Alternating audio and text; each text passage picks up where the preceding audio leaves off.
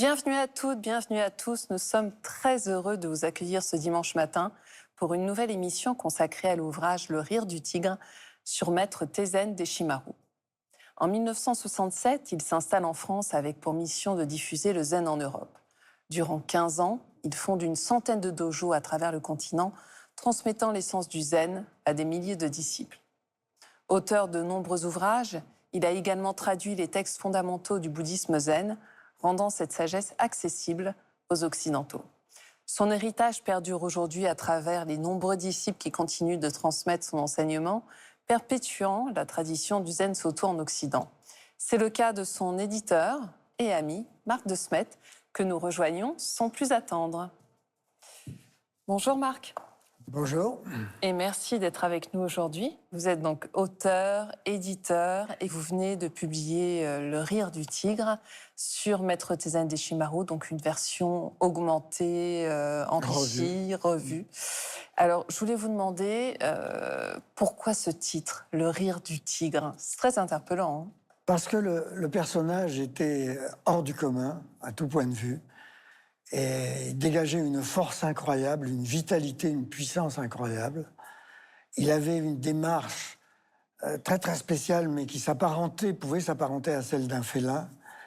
Et son rire était tonitruant. Quand il éclatait de rire, c'était une puissance. Ça partait du ventre, vraiment, de l'abdomen.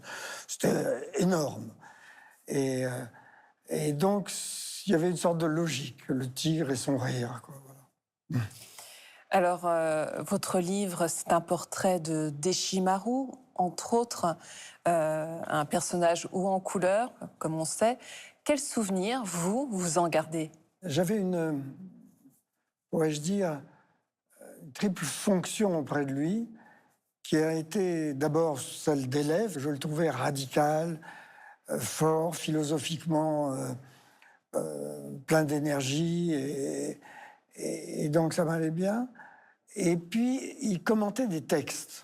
Si vous voulez, la première partie de la méditation se passait une demi-heure en silence. Après, il y avait une marche méditative, d'ailleurs qu'on appelait le kinin, la marche du tigre qui sort de la forêt. Donc on retrouve là encore le tigre. On retrouve, oui. Voilà.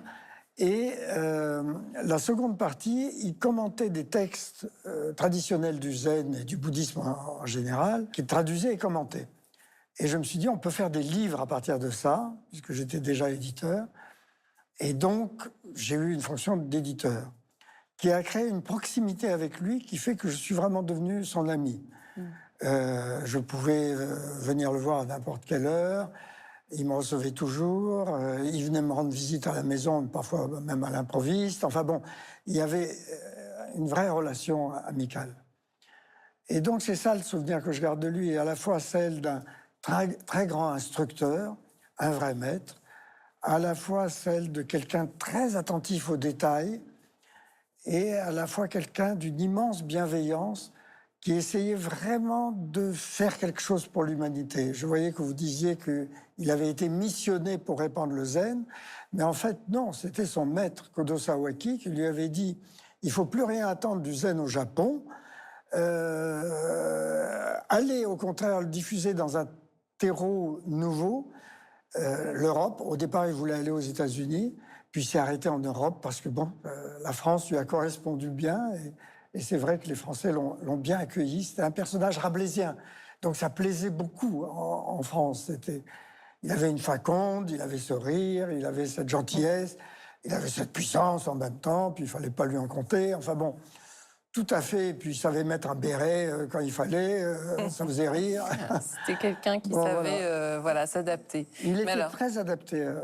Justement, j'aimerais qu'on vienne sur ses principaux enseignements. Il disait il faut abandonner les branches et les feuillages, il faut revenir à la racine des choses et à la racine de nous-mêmes. Et pour ça, il faut savoir méditer. Méditer, et ça passe par le corps. Et absolument.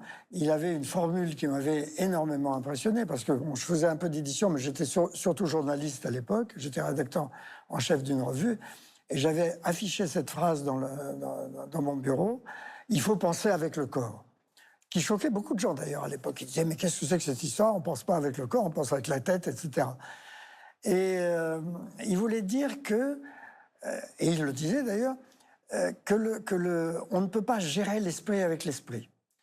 On peut penser avec l'esprit, mais pour maîtriser l'esprit, il faut passer à travers le corps. Et c'est là donc la respiration. La respiration et toutes les gymnosophies possibles et imaginables, yoga, tai chi, qigong et autres, et méditation zen, zazen évidemment, et la respiration qui sous-tend tout ça. Bien sûr. C'est-à-dire la clé de toute méditation réussie, c'est la respiration. Nous respirons la plupart du temps de manière complètement inconsciente, du haut des poumons. C'est une respiration vague et qu'on ne sent pas en quelque sorte. Et dès qu'on revient à la conscience, par exemple, on sent qu'on est perdu noyé dans nos pensées, on revient à la respiration, il y a un espace qui se crée en nous qui fait qu'on se voit en quelque sorte être barré et on n'est plus dans cette espèce de tourbillon mental qui nous envahit complètement. Donc c'est là où en fait on peut parler de concentration et d'observation et en fait d'acteur on devient spectateur. La base de la méditation, c'était la concentration sur la posture, quelle qu'elle soit, là le zazen par exemple, ou la marche méditative. Bon, complètement concentré sur sa respiration en même temps. Il avait cette formule qui disait il faut porter son attention sur une expiration profonde, c'est-à-dire sur une expiration qui va dans l'abdomen, dans ce que les Japonais appellent le hara, qu'on appelle aussi le Kikai Tanden, l'océan de l'énergie, et qui correspond en fait à ce deuxième cerveau dont nous parlent les scientifiques d'aujourd'hui, qui se trouverait dans nos intestins. Et en quelque sorte, il y a une sorte de changement de polarité. On n'est plus là-haut, on est là, si vous voulez. Et on travaille le corps d'une manière complètement différente. Bon, Deshimaru disait aussi, il faut regarder en méditation ses pensées, ses images, ses émotions comme des nuages dans le ciel qui passent. Il y a une autre formule que j'aime bien, moi, c'est celle de la rivière intérieure. On a une sorte de rivière intérieure bouillante, et plutôt que de se débattre dedans, de se baigner dedans, d'être emporté par elle en quelque sorte, comme c'est le cas souvent, on sort de la rivière, on se met sur la berge et on regarde la rivière passer. On est présent. J'aimerais vous questionner sur la distinction des énergies positives et négatives et savoir justement comment on peut changer de curseur, Marc de Smet. Oui, c'est totalement essentiel de se rendre compte qu'on est dans des états dépressifs, des états angoissés, des états tristes, des états peureux, des états, qu'on n'est pas bien, et savoir changer le curseur. Et c'est à la fois facile et à la fois difficile, évidemment, à faire. Mais le fait même de se rendre compte qu'on fait la gueule, par exemple, et de se mettre à sourire, permet, en quelque sorte, de vraiment changer d'état.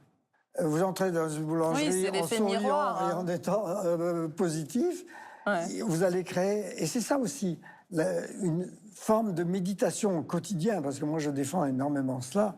C'est-à-dire que la méditation, se renouvelle chaque jour et chaque instant, pourrait-on dire. La vie est une sorte de méditation. C'est juste une façon d'essayer d'évoluer en nous-mêmes et envers les autres de manière meilleure. Et c'est là où on retrouve cette notion de compassion, qui est essentielle aussi dans les enseignements de Maître Deshimaru. Tout à fait. La notion, j'ai retrouvé une phrase du metteur en scène Patrice Chéreau qui disait « Il faut être compatissant envers chaque être humain parce que le chemin de chaque être humain n'est pas facile », je la cite de mémoire. Je trouve cette phrase très très belle parce que c'est tellement vrai. Nous avons tous nos difficultés, nous avons tous nos illusions et nous avons aussi la grande chance de pouvoir modifier tout cela en entrant dans un chemin de lucidité, de bienveillance et de présence au monde accrue. Et donc, mais ce qui nous demande aussi des efforts. Ce qui nous demande absolument des efforts, et Maître Deshimaru a insisté sans arrêt là-dessus. Il disait d'ailleurs, effort est nécessaire, que ce soit en méditation ou dans la vie quotidienne. Je citerai juste rapidement un petit conte zen qui parle d'un jardinier qui a 80 ans et qui travaille toujours malgré ses difficultés, etc., etc. Et les moines de son monastère disent on va lui enlever ses outils pour qu'il ne travaille plus. Et eh bien, il se couche, il ne mange plus, etc. Alors, au bout de 3 jours, ils disent, mais qu'est-ce qui se passe? Ils lui rendent ses outils. Il dit oui, sans travail, pas de manger. Il avale un bol de riz et il va refaire son potager. C'est ça aussi l'esprit, c'est-à-dire que ça va complètement à contrario d'un certain laxisme de vie. On reprend le mot de concentration. Dans une vie actives et très concentrées, mais qui prennent le temps aussi de se ressourcer. Le maître de Taizen Deshimaru, Kodo Sawaki, disait on est tout le temps dans la course, tout le temps en train de courir, tout le temps en train de faire des gestes, etc. Mais il faut aussi savoir arrêter la course. Mais ce n'est pas l'un ou l'autre, c'est ensemble. C'est-à-dire que vraiment, il faut savoir se retrouver en quelque sorte soi-même, d'où l'intérêt de la méditation, quelle que soit sa forme. Mais alors justement, une dernière question, Marc de Smet. Quel est l'intérêt de méditer tous ensemble dans un dojo? Maître Deshimaru disait que c'était comme une cheminée. Plus on met de bois, plus le feu est fort. Et en plus, l'ambiance du dojo devient forte. Il y a une très belle formule du zen qui dit « Le silence dans un dojo est plus fort que le rugissement de 1000 lions ». Et c'est vrai que dans un dojo, il y a une sorte de... Je dirais pas il y a un inconscient collectif, mais il y a surtout un conscient collectif qui fait qu'il y a une puissance dans l'ambiance du dojo qui est absolument incroyable. J'aimerais quand même, puisqu'il nous reste que quelques secondes, qu'on évoque les voyages de maître Taizen Deshimaru, notamment au Japon. Vous l'avez accompagné très souvent, régulièrement. Est-ce que vous pouvez terminer sur peut-être une anecdote qui vous revient d'un de ces voyages? Ce que j'ai remarqué, moi, dans mes voyages au Japon, d'ailleurs, ce qui m'a permis de voir, c'est un Japon de l'intérieur. Parce que c'était un Japon, évidemment, touristique, puisqu'on passait dans des lieux et des temples magnifiques. Mais surtout, on a été reçus à l'intérieur de ces temples par les dignitaires des temples, etc. Et donc, c'était très fort. Ce qu'il y a, c'est que ce que j'ai remarqué, c'était qu'une formule qu'il employait beaucoup, qui était Ishin Denshin, de mon âme à ton âme, était une formule très, très courante au Japon et qui avait cette sorte de sens télépathique japonais qui venait peut-être du zen, mais qui faisait que le silence entre deux personnes était un silence communicant et pas un silence mort. Vous voyez ce que je veux dire? Ou tiens, on va rattraper ce silence parce qu'on ne sait plus quoi dire, tiens, on est gêné par le silence, etc., etc. Voilà. Et puis il avait reçu aussi des jeunes moines qui lui disaient « mais tout le monde est angoissé, on en revient à l'angoisse, qu'est-ce qu'on peut leur donner ?» Et il disait « mais oui, vous avez vos cérémonies votives, etc., etc., mais revenez à la racine. » On revient à la racine encore une fois, de la méditation. Faites méditer les gens pour qu'ils retrouvent justement une racine intérieure, un silence intérieur, un calme intérieur qui va les ressourcer profondément. Et ces paroles sont très utiles, encore une fois, aujourd'hui. Oui. Merci infiniment, Marc de Smet, d'avoir été avec nous aujourd'hui. Et si vous souhaitez en savoir plus, voici quelques pistes de lecture, avec tout d'abord l'ouvrage de notre invité Marc de Smet, Le rire du tigre, aux éditions Le Relier. Notre invité, qui, comme nous l'avons vu, fut l'éditeur de maître Taizen Deshimaru, a pu suivre son enseignement pendant 10 ans, jusqu'à la mort du maître en 1982. Il nous offre ici son témoignage de première main sur la vie quotidienne au dojo parisien, ou justement lors de ses voyages.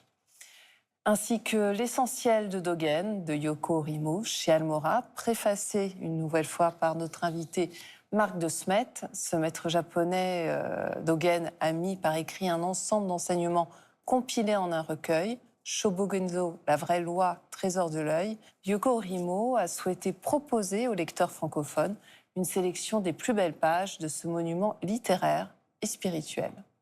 C'est la fin de notre émission. Vous pouvez la retrouver sur la plateforme France.tv. Je vous souhaite une très, très belle semaine et nous nous retrouvons la semaine prochaine.